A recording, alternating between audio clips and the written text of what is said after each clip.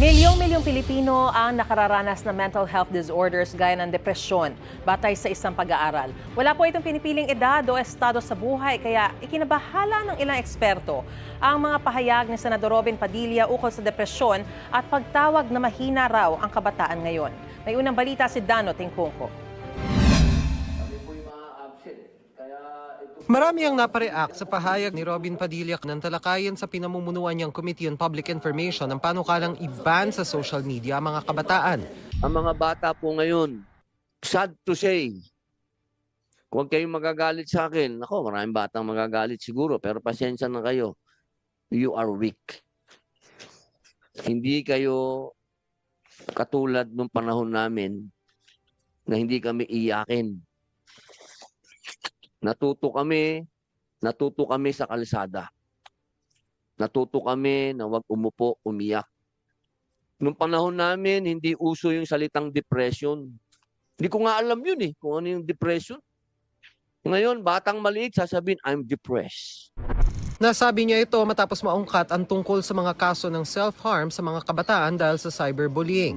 Pero ang ilang kabataang aking nakausap may gustong itama sa mga pahayag ni Padilla. Ang pagiging vulnerable, for example, sa amin po, hindi naman po siya sign of weakness for me. Kakaiba po tayo ng generation, so ibig sabihin, so parang magkakaiba lang din po tayo ng way of coping po to those situations. Grabe mahina agad. Siguro naman at that time before nung panahon nila hindi siya na tawag dito nadadiagnose kasi ayun nga mental health nga naman hindi naman nila pinapahalagahan noon as compared ngayon na we're really vocal about those things. It's not a sign of weakness.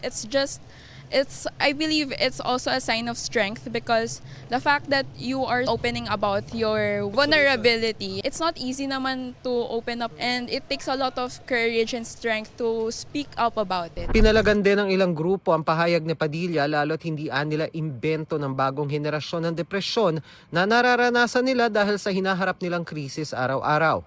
Sinusubukan pa namin makuha ang panig ni Padilla.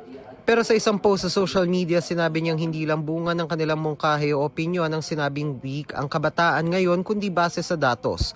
Kaya kung nais daw makatulong sa issue na ito ng mga kabataan, dapat tugunan ang nakasaad sa datos at harapin ang nangyayari sa kabataan. Base sa datos ng Public Health Research Institute na Institute for Health Metrics and Evaluation, nasa mahigit 11 milyon ang prevalent cases ng mental disorder sa Pilipinas as of 2023. Sa bilang na ito, mahigit 3 milyon naman ang prevalent cases ng depressive disorders. Sabi ng sociologist na si Ash Presto, maaaring makaranas ng depression ng kahit sino, anumang edad o estado sa buhay. At hindi yan dahil sa mahina sila. Minsan walang kontrol ang isang tao sa depression lalo kung dulot ito ng neurochemical imbalances o iba pang kondisyon sa katawan. Minsan ay may ambag din ang lipunan. Painting depression as weakness is also dangerous, especially because there are also some social aspects to depression. And sometimes we do also have young people who cannot be diagnosed even if they're depressed because there is actually just a lack of mental health infrastructure in the Philippines.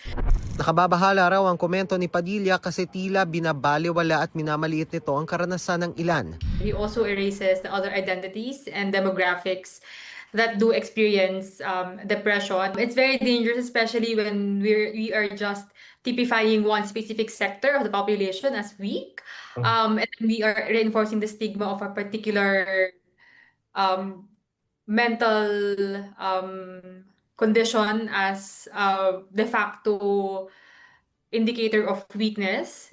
Ayon pa kay Presto, dapat magkaroon ng infrastructure at intervention para sa mga dumaranas ng mental health issues.